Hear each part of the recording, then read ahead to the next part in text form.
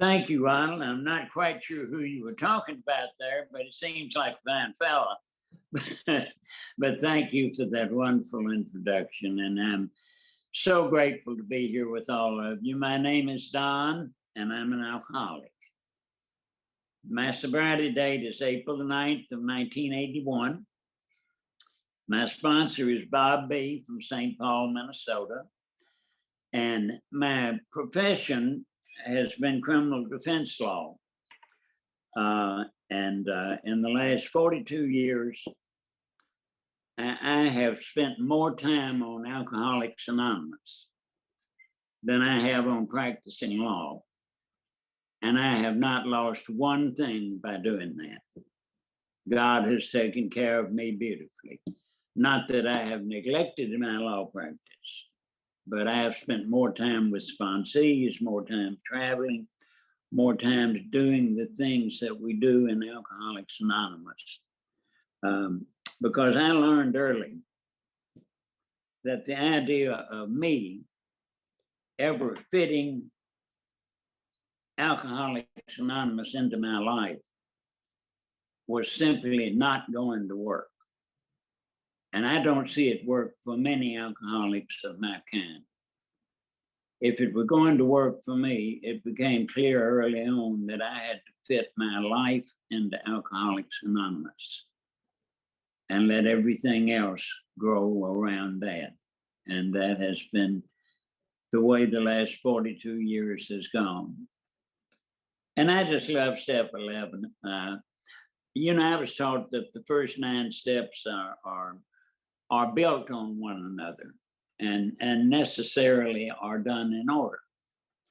But I was also taught that we can begin using 10, 11, and 12 on our first day sober. And I'm glad that I was taught that, because beginning to use those steps before I had completed the first 9 steps may have kept me sober. I have come to the conclusion that just for me, I'm not preaching this for anybody else, but for me, the 2 most important spiritual traits are simple courtesy and persistence. And it was persistence with regard to step 11 that allowed my mind to become open to the idea of a higher power. Because when I got here, I was completely closed. I had spent my entire life as an evangelical agnostic.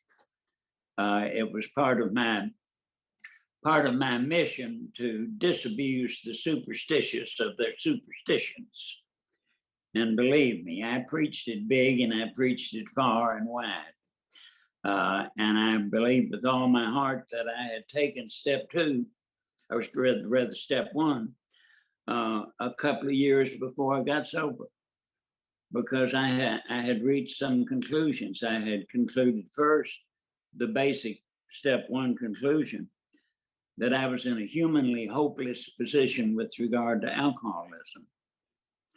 And I also had concluded that if I were going to live, and there was just a little part of me that wanted to live, but if I were going to live, that I was going to have to somehow get this AA thing that you guys had. And what I had backwards was I thought if I were going to get it, I had to somehow change what I thought, felt, and believed to make it more like it looked like to me you thought, felt, and believed. And for a couple of years, and for at least 18 asylums in 21 months, I tried my best to make those changes. And I could change absolutely nothing about the old crazy picture show in the back of my head. And that's my pet name for my thoughts, feelings, and beliefs. But I began to have a great realization. I began to realize, and I love the word realize. I used to think to know and to realize were the same thing. And then I'd even related, because realize is a form of the word real. When I have realized something, that literally means it has become into reality inside me. And there's all sorts of stuff I've known for over 70 years that has not been brought into reality inside me. And I began to realize that those thoughts, feelings, and beliefs of mine that I thought were the center of the universe have never one time in nearly 80 years now left a footprint on reality.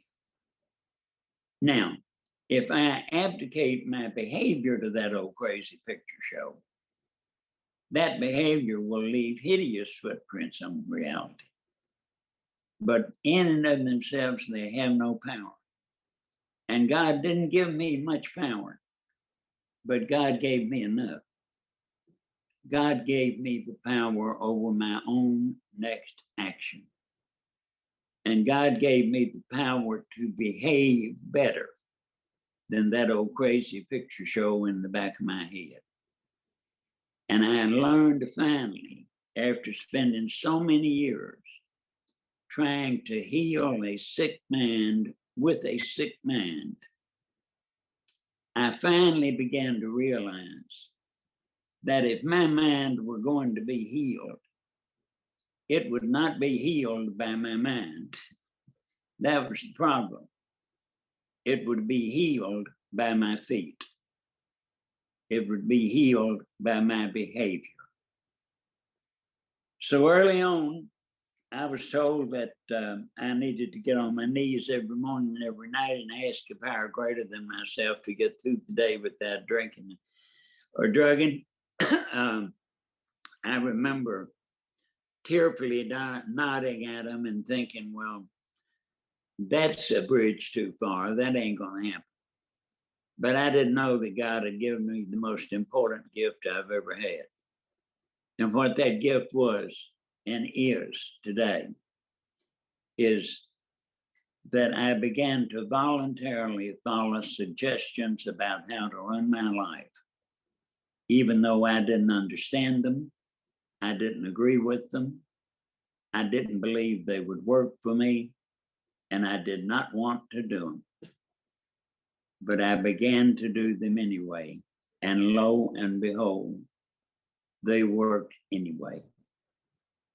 I persisted with getting on those knees, and at first, as far as I was concerned, I was talking to the wall, embarrassed, even though I was by myself, asking something I didn't believe was there to do something I didn't believe could be done. But I persisted. You see, God didn't give me the ability to even recognize perfection, much less attain it. So perfection is just flat off the table for me. The only thing that I've done perfectly in the last 42 years is remain physically sober. Everything else has been persistence, persistence, persistence. If I had to wait until I intellectually believed step 2, that there was some power, metaphysical power greater than myself that could get me out of this humanly hopeless situation with alcohol, I would have been rotting in a pauper's grave somewhere for around 42 years. But what happened was, it occurred to me that maybe I ought to start behaving like a person would behave if they did believe step 2. And I began to behave like such a person. And I persisted. And I persisted with the prayer on my knees every morning and every night. And the twin miracles of the second step happened. The first one was when I began to behave like a person would behave if they believed step 2. I got most of the benefits of being a believer, including staying sober. And the second part of the twin miracle was it turned out that for me, faith and belief are like everything else in my life. I have never one time thought, felt, or believed my way into right behavior. I have had to behave my way into right thinking, feeling, and believing every single time. And that is good news, because the power that God did not give me was a magic wand to wave and change this old crazy man to mine. But God did give me the power over that next stitch. My God lights my way, but my God lights my way with a pen light for a single stitch. I've always wanted God to come down and say, "Oh, Don, I didn't mean to make you uncomfortable, son. Let me lay out this next 90 days so you don't have to worry about it. And give me a buzz about day 85, and I'll give you another chunk so you can just relax." But it doesn't work that way.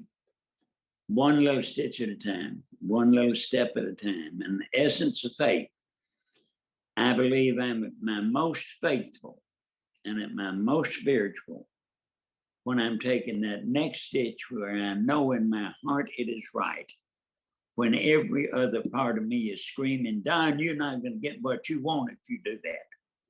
It's not going to work out." So I believe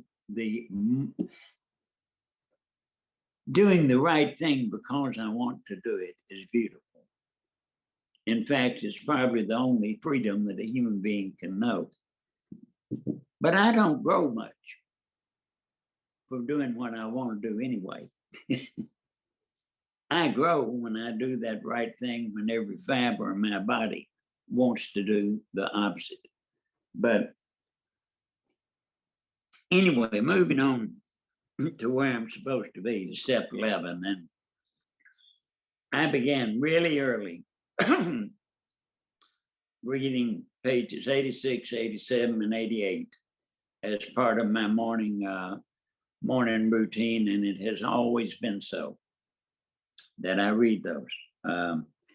And step 11 was the most important step in my sobriety for at least 9 years, and then 6 and 7 moved in. But the power and the importance of step 11 did not diminish just because 6 and 7 got more important. Step 11 is awfully, awfully powerful. And there are many different ways to do morning prayer and meditation. And I doubt that there's a wrong way to do it as long as we are doing it in good faith. I also have discovered something else that I want to mention. If I want to improve my conscious contact with my loving God, I better pay a whole lot of attention to my conscious contact with my fellow man. Because you see, the only part of God that I ever actually get to see or talk to, or that I can do God doesn't need me to do a thing for him. But God's children need me to do a lot of things for them. And I believe that everything that I do for God's children, I do for God. And I believe everything that I do to God's children, I do to God. And I believe it is awfully important for me to have much of a relationship with my loving God if I am not in harmony with my fellow man. And that's where the courtesy comes in. I've come to the conclusion that it is absolutely impossible for me to be discourteous and spiritual at the same time. Think about it. I just don't think you do it. And I've concluded that there's never any reason to be discourteous. My profession involves cross-examining a lot of what we call hostile witnesses. And the first 10 years I practiced law drunk, and I had a lot of success. And I had a lot of people tell me I was great at cross-examining witnesses. But I have found that I do a much better job with courtesy than I ever did with the harshness and the sharpness and the sarcasm and the chasing them into corners. You simply catch more flies with honey than you do with vinegar. And it just works everywhere. And that courtesy works in my home with my dear sweet Sharon, that some of you folks know. We've been married 33 years and have never had an argument. And the main reason for that, there are two reasons. The main reason is we are unfailingly courteous to one another, regardless of what we may think about what the other one's doing or thinking. We are unfailingly courteous. And the other reason is we never, ever keep score. And did I ever luck out on that one? Because I'd have to live to be 5,000 years old to get even if Sharon had kept score on it. But the courtesy is just so important. If I'm unfailingly courteous, I get into almost no human conflict ever. I get into human conflict when that ego of mine jumps in there and makes me discourteous and makes me want to show people how smart I am and how much quicker my mind is than theirs. And that's when I get in trouble. But when I say courteous, I'm apt to be humble. And I'm a long way down the road to seeking to love, comfort, and understand you, rather than to seeking to be loved, comforted, and understood by you. And that's the most important thing to me in human relations. I pray that prayer sometimes 100 times during one single conversation because I have to persist, because I go back to wanting to be loved, comforted, and understood. And it just doesn't work. If any part of me is wanting to be loved, comforted, and understood, I found out that it's a spiritual law. I won't be loved, comforted, and understood to my satisfaction. It just won't happen. The only time it's possible for me to be loved, comforted, and understood to my satisfaction is when I pray it until I have truly laid aside whether I get what I want and what you think of me. And I'm giving you my entire interest, attention, and love. And I'm seeking to love, comfort, and understand you. And then that changes absolutely everything. You know, the 11th step starts backwards. You ever notice that? It starts with when we retire. And it's got one, which I've always thought if I were writing the big book, I'd have put that step 10, but big news. I didn't write it. And there's probably a real good reason for that. But it's a wonderful way to end our day, is running through asking ourselves the questions on page 86 when we retire at night.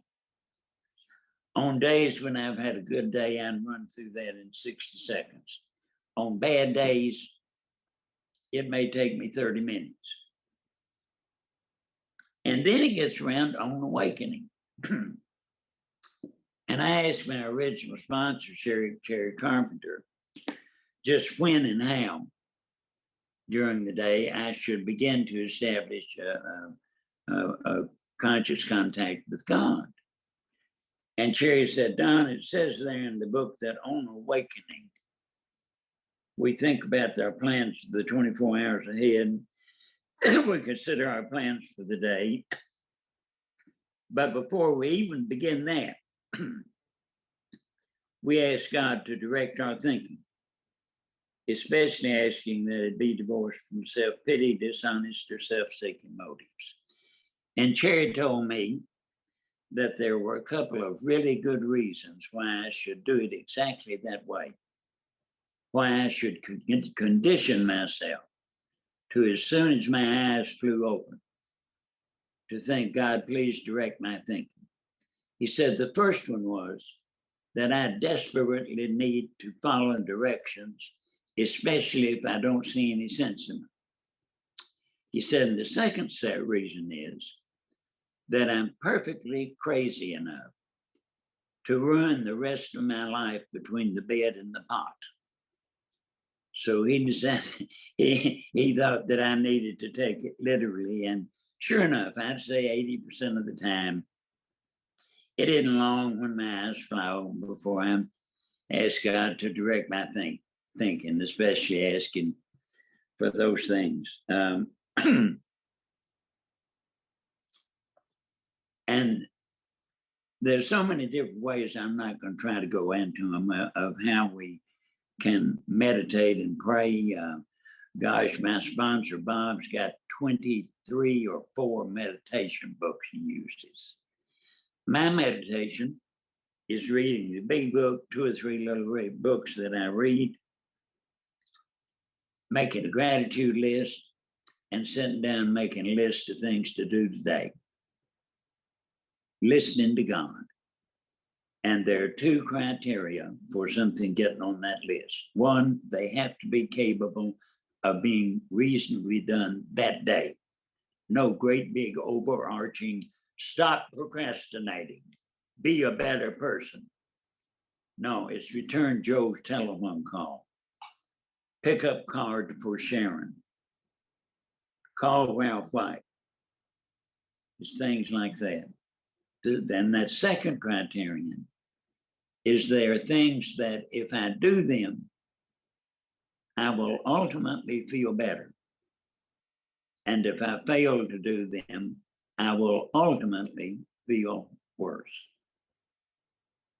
Cherry Carpenter explained to me that comfort is a very simple thing. He said I could pray until I was blue in the face, live in AA meetings, talk the best program that ever was, but I would never become comfortable until I began to do things that would eventually make me comfortable, even though they may be uncomfortable at the time. And I stopped doing things that will eventually make me uncomfortable, even though they may be really attractive at the time. But I can't put rattlesnakes under my bed and expect to be comfortable. And when I put dishonesties out there, when I stretch the truth, that's exactly what I'm doing. I'm putting rattlesnakes under my bed. And I will not be comfortable as long as I'm doing that. Already talked about how ending the day, we've given that little paragraph on 86 is so beautiful. But I love the way that paragraph ends. It says, but we must be careful not to drift into worry, remorse, or morbid reflection. Why? Not because that might keep us from being sober and spiritual and happy, for that would diminish our usefulness to others.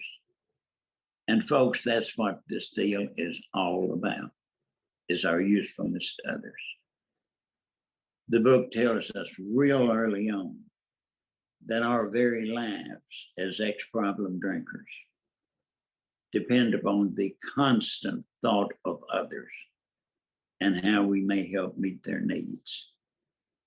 And I believe that that is the massive psychological or psychic displacement that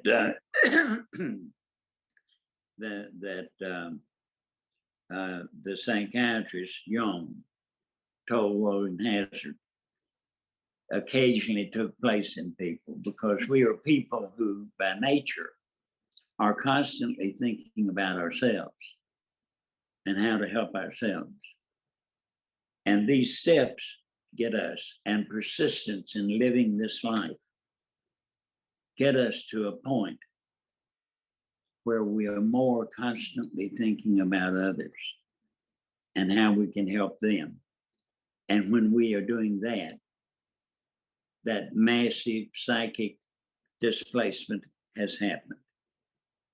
We are different human beings when that has happened.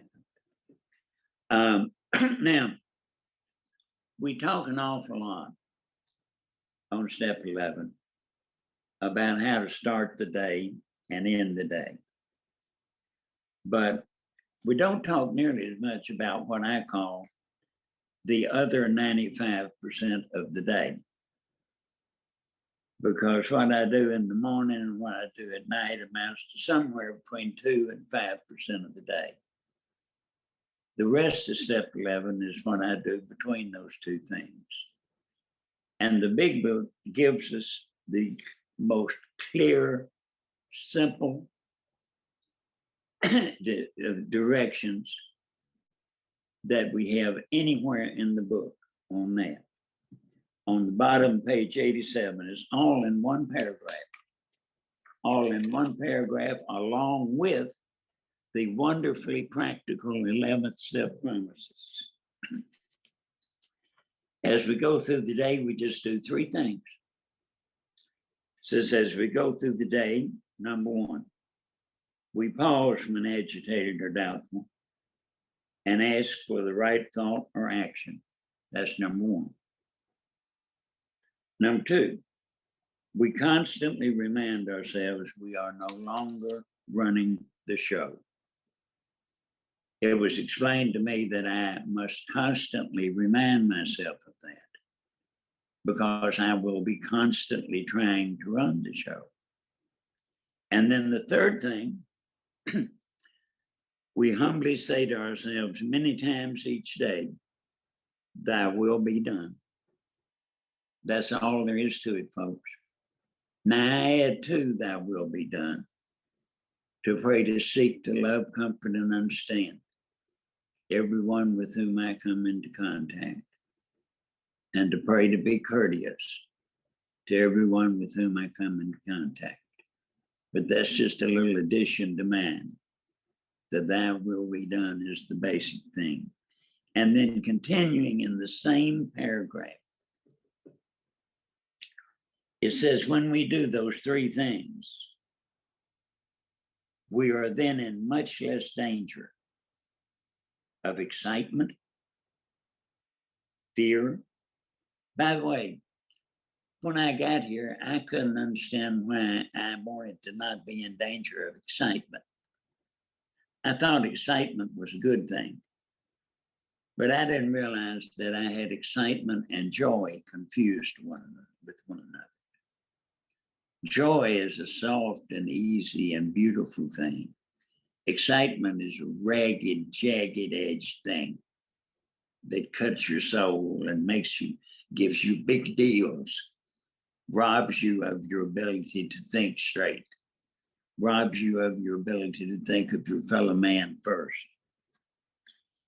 So we're in much less danger of excitement, fear, anger, worry, self-pity, or foolish decisions.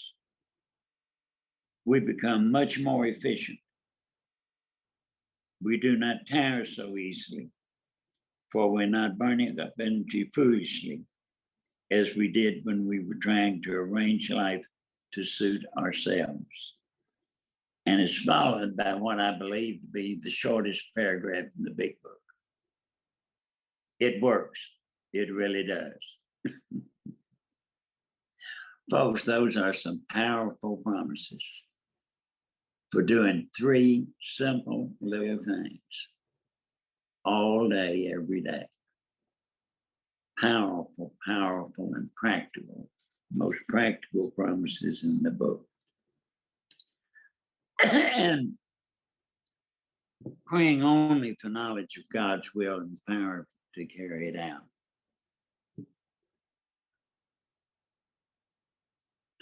That's a biggie. That's a real biggie with me. Because I'll be praying for my own selfish ends and not even know that not even know I'm doing it. Jumping back to step 6 and 7, For the first 9 years I was sober, I was convinced that it was not only okay, but the only responsible way to be for me to pray for God to take away those character defects that I wanted gone, that were making me uncomfortable, that I thought in my little self-determined objective were standing in the way of my usefulness to God and my fellows. Turns out that's all wrong. Me praying for a character defect to be gone because I want it gone is the same spiritual mistake as praying for a new Lamborghini because I'm praying for my own selfish ends. That 7th-step prayer doesn't ask God to remove all our defects of character. And doesn't say anything about us working on any of it. If we could have worked on them, we'd already done that. Talks about God removing things. And it talks about God removing only those things which stand in the way of our usefulness to God and our fellows. And it's not just 6 and 7. That is the span of Alcoholics Anonymous. 3rd-step prayer. Take away our difficulties, not so we can be sober and spiritual and happy, but that victory over them will bear witness to those we would help of God's power, love, and way of life. And then you get over to steps 8 and 9, putting our lives in order. And the book says absolutely clearly, yes, we're doing that.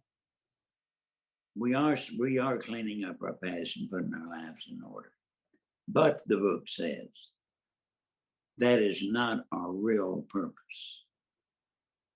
Our real purpose is to fit ourselves to be of maximum service to God and those around us.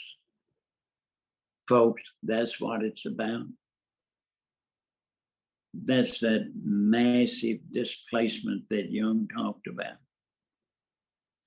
Whether you call it the spiritual experience or whether you call it the educational variety of the awakening, that's what that is. That's realizing that it doesn't work to think about us all the time.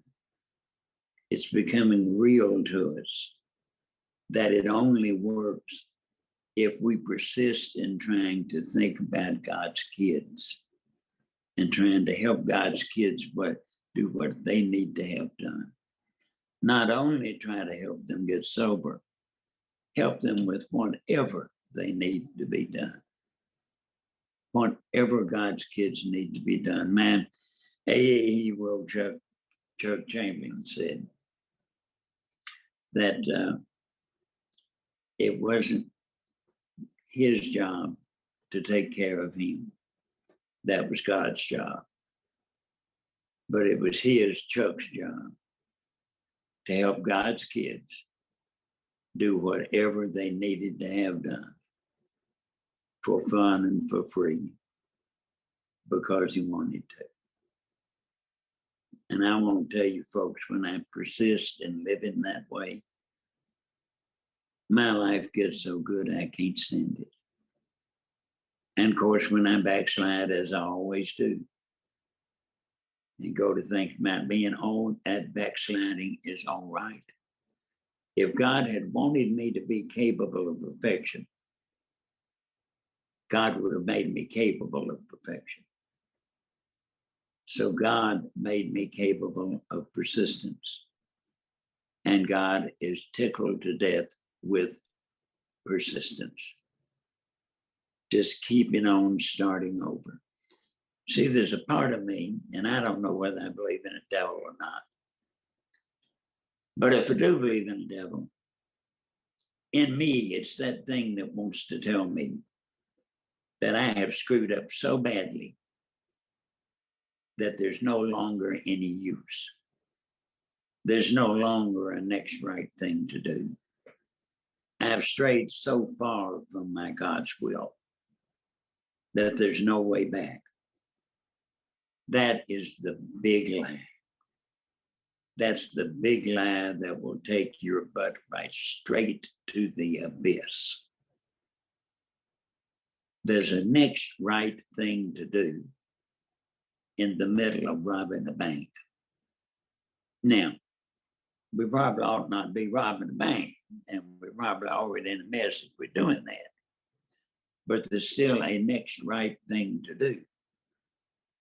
God won't let me paint myself in the corner. That when I'm willing to put down that paint, lay down that paintbrush of self, regardless of what color I put on it. When I'm willing to lay down that paintbrush and say, oops, Mom, Dad, I fouled up again. Excuse me. Show me where to take that next stitch, and I'm going to take that next stitch. Here's the most beautiful thing of all. When I persist in going back to doing that next right thing, God takes those errant stitches and weaves them into the beautiful, beautiful tapestry of my life and makes me more helpful to other people because of those errant stitches.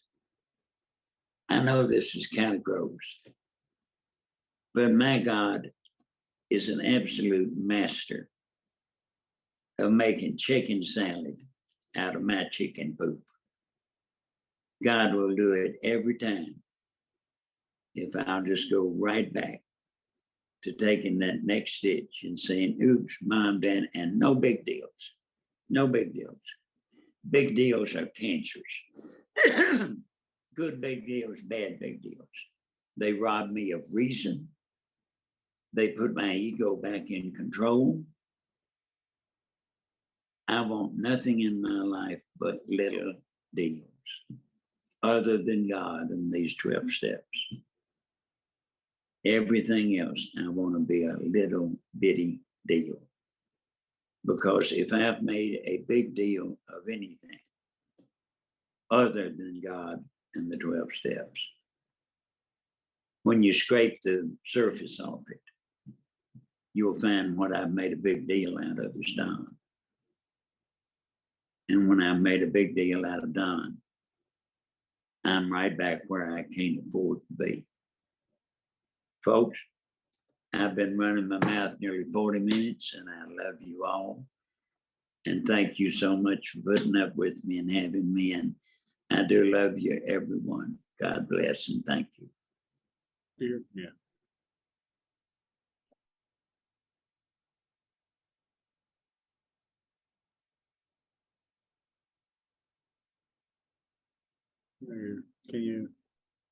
Are you able to,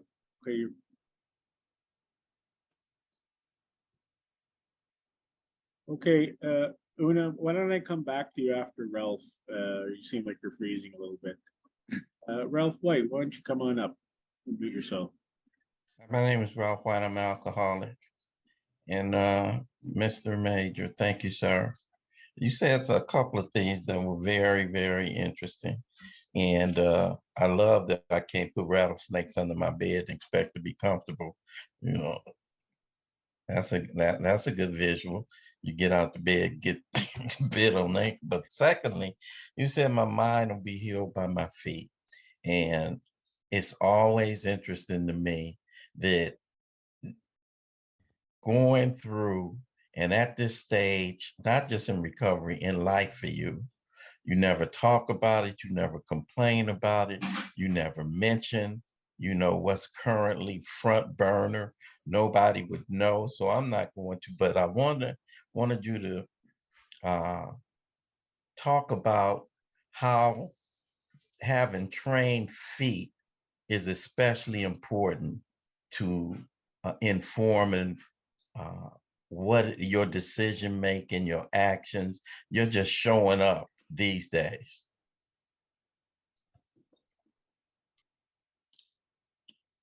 Well, Ralph, I think that's connected with the difference between intentions and decisions. See, I used to think I made decisions with my brain, and I don't. I form intentions with my brain, and my intentions don't amount to a hill of beans. My intentions never leave a footprint on reality. My intentions don't graduate to being decisions until I start doing the footwork. And I know that some people will disagree with this. And we talk a lot about our motives in doing things, but I don't think my motive is nearly as important as what I do. In fact, I'm not sure there are wrong reasons to do the right thing.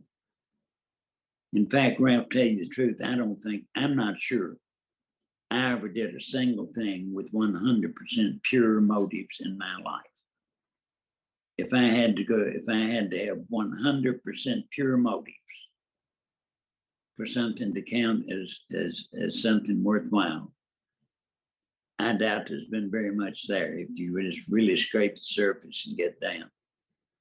But I do know this, I know that the world judges me totally on what I do. The world doesn't give a hoot what's going on in the old crazy picture show in the back of my head. And I don't think God does either. Think about that for a minute. If God were the kind of entity that will put something involuntarily in our heads and then punish us for having it there when we don't have a magic wand to get rid of it, then we might as well close the meeting and go get drunk if God is that kind of entity. And God is not that kind of entity. I believe my God loves me the very most when I want so much to do the wrong thing, but I know the right thing. And I do that right thing anyway. I think that's when my God loves me the most. And I think that's when I grow the most in faith, if that makes any sense. Thank you, Ralph. That was wonderful. Una, you want to try unmuting yourself again? Okay, thank you so much. My name is Yuna, and I'm a grateful alcoholic, and thank you so much, Don. I absolutely love you. Like my heart, every time I hear you, my heart is just full. You have such a calming way to get this across, and you do it wonderfully. And I was just wondering, do you have any like YouTube videos or speaker tapes or anything like that that we can have access to? I understand that there are an awful lot of them on the internet. I have never looked and I've never listened to a word of myself on tape, but I understand that a lot of them out there.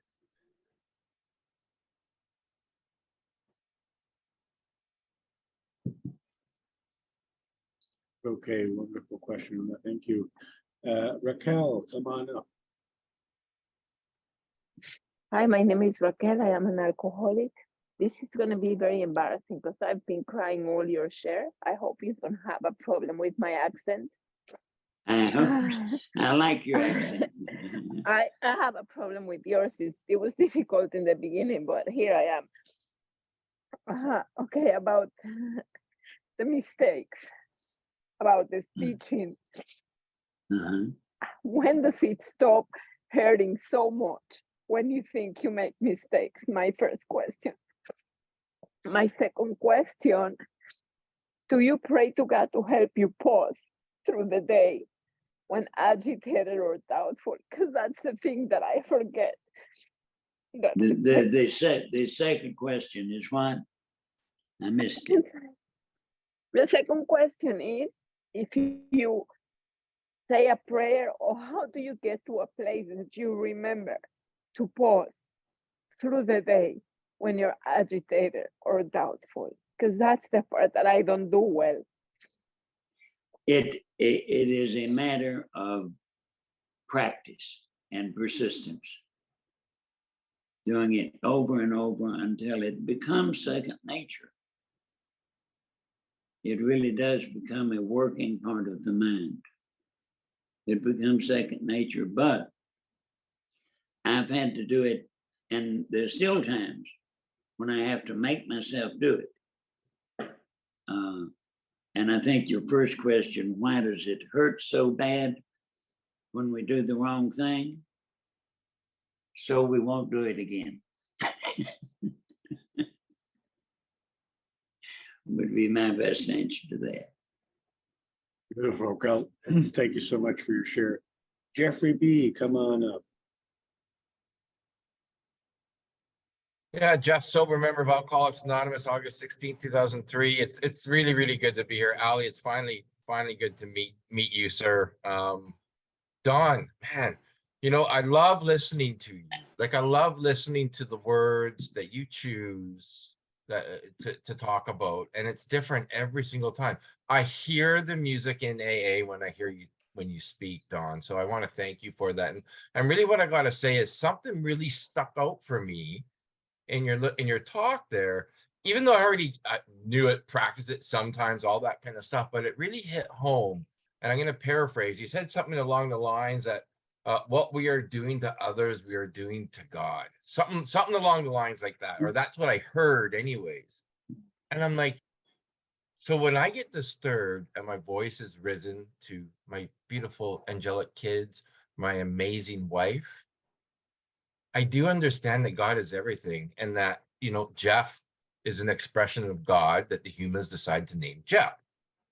So when I'm acting out in agitation, defects, whatever it is that we want to call it, it's like that's how I'm treating this God that I truly believe has given me a life to live and has saved me from alcohol and alcoholism.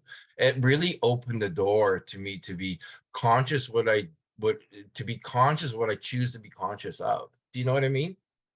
Like, so it's a meditative state. You know, it's like it was talked about this pause. How do you get to the pause? Repetition. I call it persistence. Exactly. So I want to thank you for that. Thank you for like just allowing me to hear for the first time, or a new way of hearing that what we're doing to God. That was just big time for me. Thank you, Jeffrey. Yes, thank you, Jeffrey. Good question. Good statement. Reggie White, come on up. Reggie White, alcoholic. Thank you, Hey, Don. Reg. Hey, thank you. As usual, it's great. I got two quick questions.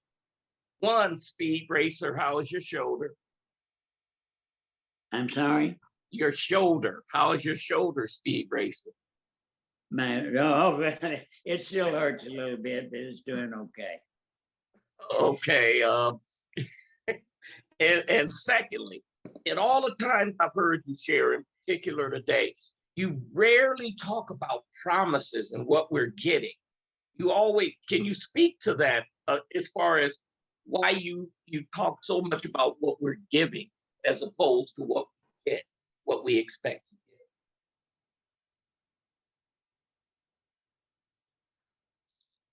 Well, I'm not real sure I understand the question.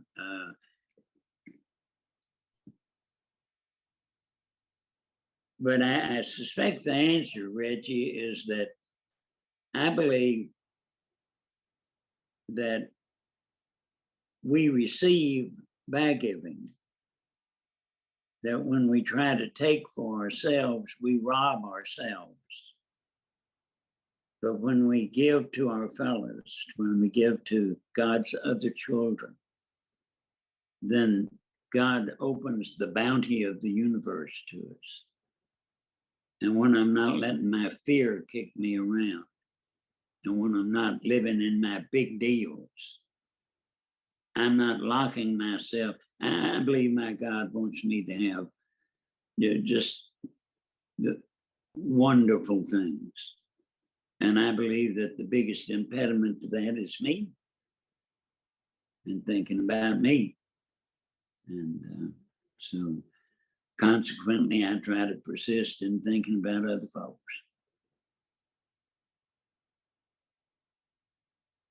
Thank you, Reggie. That was wonderful. iPhone 5, please come on up. Unmute yourself, please. Is that me or no? That's you, yes. Oh, I just wanted to know when and where you're speaking again, because I could not take all of that profoundness in one sitting. I have to watch.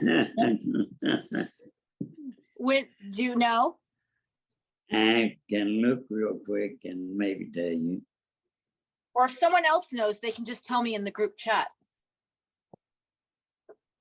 Oh, well, okay, I'll look it up and I know I've got one in the next week or so. So Okay. Oh, maybe we can put it in the group chat at the end of the meeting. How's that done? I think that would be great. Let me see here.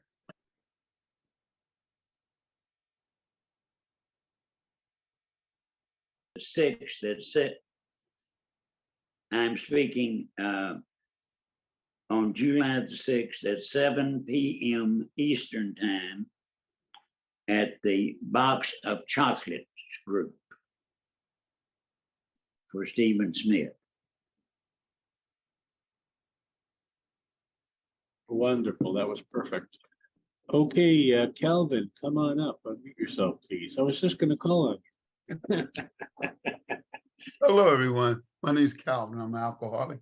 And Don, wherever you go, I'll try to be there July 6th myself because I want to go. Whenever you talk, I want to be there. I love to hear you talk because what you do is you alter my spirit and my life. And what I was saying is I remember one time reading this thing about the Dalai Lama, right? And they said the more they try to make him bigger in stature, the smaller he becomes. And I felt the exact same thing from you tonight. The more that you go out there and the more people saying, you know, the more you become small and practical because you know that's where God sits.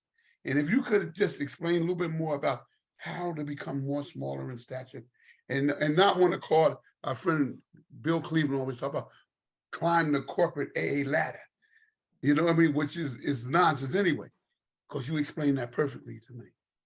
So if you could just, you know, expound a little bit about that. How do we stay right size? I stay right size very simply by thinking about you instead of me.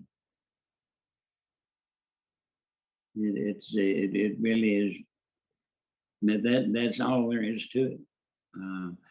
You know, I started out early in my talk, that little sentence, which by the way is on page 20, that as ex-problem drinkers, our very lives depend upon the constant thought of others and how we may help meet their needs. That's what right sizes me. When I realize that what I am is a servant. I am your servant. I am a servant of everybody on here. I'm a servant to all the rest of God's kids, and I desire to be a servant. No doubt. No doubt. I appreciate you, man. Thank you, Calvin. That was a great question. Lana, come on up. Please unmute yourself. Hi, everyone. Lana, alcoholic. Hi, Don. Thank you, Nana. thank you, thank you. What an amazing share. And I always love to hear you share also. My question is intuitiveness. How do you feel about that? And what is your experience with that? I know I sound like a broken record, but intuitiveness to me develops as a result of persistence. Okay. If I persistently make myself do the right thing, eventually it will become more intuitive to do the right thing. Sitting around trying to think and pray my way into wanting to do the right thing doesn't do me any good. But doing the right thing when I don't want to do it does me a world of good. Okay. Thank you so much, Don. It's good to see you. Good to see you. Thank you, Lana. Wonderful question. Sherry, come on up. If you can, please start your video.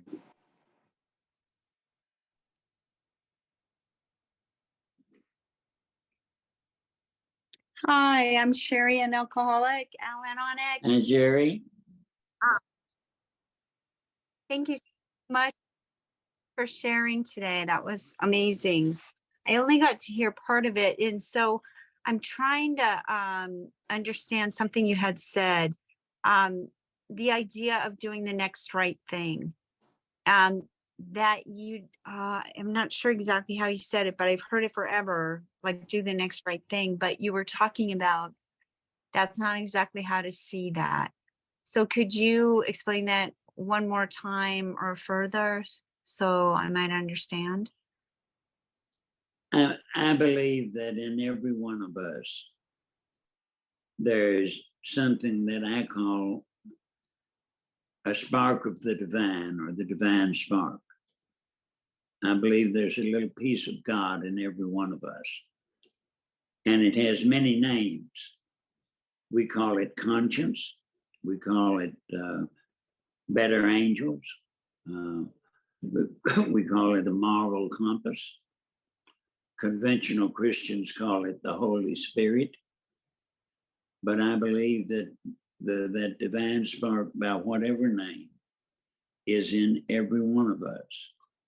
And if we will look for it, and if we will ask to be able to see it, we will become more and more aware of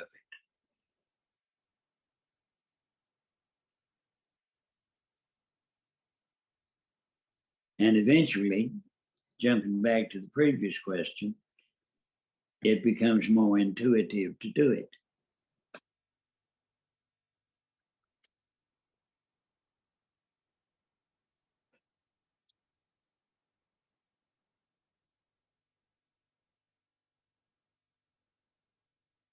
Is Philip still around? Oh, I was talking. I was muted. Babette, come on up. Hi, Sorry. thank you. Hi, Babette Alcoholic. Thank you, Don. I think you actually just answered my question. I'll rephrase what I was going to ask. It's actually a question and like a subset of that question. Listening for the voice of God, when we pause and turn and we ask for inspiration in the 11th step, and we're going about our day and we're listening for that voice of God. How do we know it's God and not our human will? I mean, and here's a subset, do we check that direction with the 4 absolutes that Father Bill talks about in the 2-way prayer? I mean, do we go through that check? How do we know that we're listening to the voice of God and not human will? Thank you. Well, the short answer is, I don't always know. But the more I practice, the more clear it gets to me what is right and wrong for me to do. And it's really a simple question. Is it selfish or not? If it is selfish, it is probably the wrong thing for me to do. If it is not selfish, there's a good chance that it's God's will for me to do it.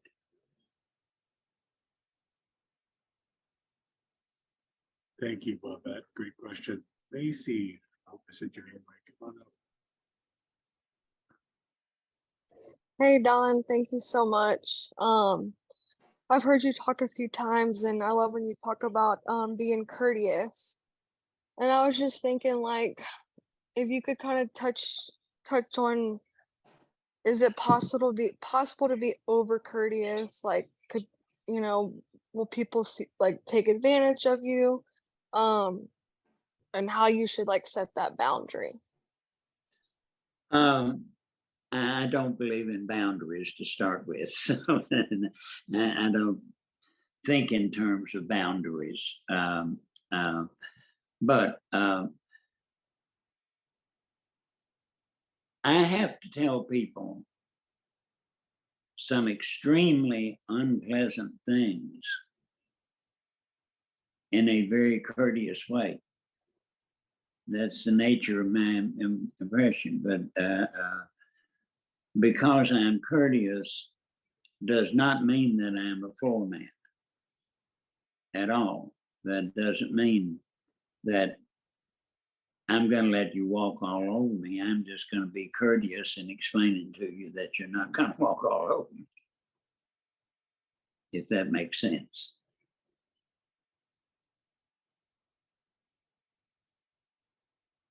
Okay, great. Thank you, Lacey. Ryan C., come on up and unmute yourself. Well, hi, Dawn. Thank you Yeah, so hey, much for your Ryan. wonderful message. Much love to you gang there in Louisville, Tim H. and all the other gang that's there.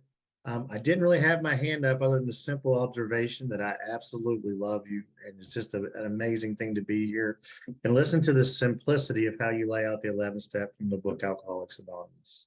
I'm so grateful to have a sponsorship family that's along that line that you guys are in. And I just love it. And as an observation, I just wanted to say thank you, thank you, thank you for your service and continue thoughts and actions. And watching your feet makes me such a better person.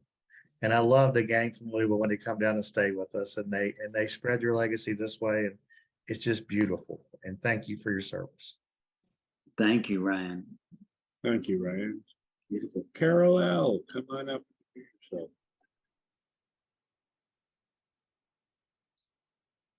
thank you very much, Don, for your share. I love hearing you, and hold on, gotta get rid of this. But I love when you shared, you know, a lot of times we hear people say you have to work the steps in order. And sometimes people take a long time to work the steps. So I like when you shared that we can start and do 10, 11, and 12 right away. And when you sponsor people, how do you start people when you start to sponsor? Do you get them into doing those steps right away too, like I was taught? Well, I certainly take them through steps 1 through 9 in order, because I believe they are built on one another, and we're not ready for 2 until we've done 1, et cetera, and so on.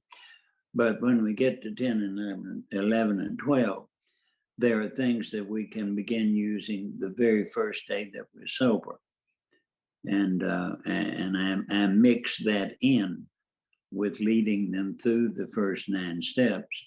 And then by the time we're finished with 9, we've got a big jump on talking about how to live on 10, 11, and 12. Because we've already been talking about using 10, 11, and 12 in our lives. beautiful. Thank you. Sherry Levy, come on up. Unmute yourself, please. Hi, everybody. Sherry Alcoholic. Sherry. So good to see you, Don. Good to see you, Sherry. Thank you for everybody on the team for putting this meeting together for the last 3 years. It's been a beautiful, beautiful journey with all of you. So Dawn, you mentioned a couple books that you kind of read in the morning a little bit. This workshop actually allows us to talk about books outside. So would you share what the other books you read are? Well, they are real simple. I read from the 12 and 12. I read the prayer of St. Francis every morning. And I'm going to go ahead and mention the other books that are not the original Little Black Hazelton 24 hours a day. has been a basis of my sobriety. And the OA book, ODAT, One Day at a Time, is an absolute marvelous book. There's some beautiful, beautiful stuff in there. That book contains my favorite quote from any meditation book ever. And it's a quote from the psychiatrist Alfred Adler, who was in the practically the same category as Freud and Jung as far as great psychiatrists. And it's obviously an excerpt from a letter he wrote a patient. And it simply says, if you will begin each day by making it your first priority to bring a real joy to someone else, and you will stick with this for 2 weeks, you will no longer be depressed. You will no longer need therapy. That was beautiful. We have a couple minutes left before this ends. Don, did you like to leave us with anything else that's on your mind? Well, if nobody else has any questions, I'll drop back to one thing about courtesy that is important to me, even though I don't have small children. But think about the difference for a child who is raised in a family where the adults are universally courteous and respectful of one another, and are universally courteous and respectful to the children. Think about the difference and the better chance in life that those children have than one that's raised in a household of sharpness and sarcasm and motivation by fear.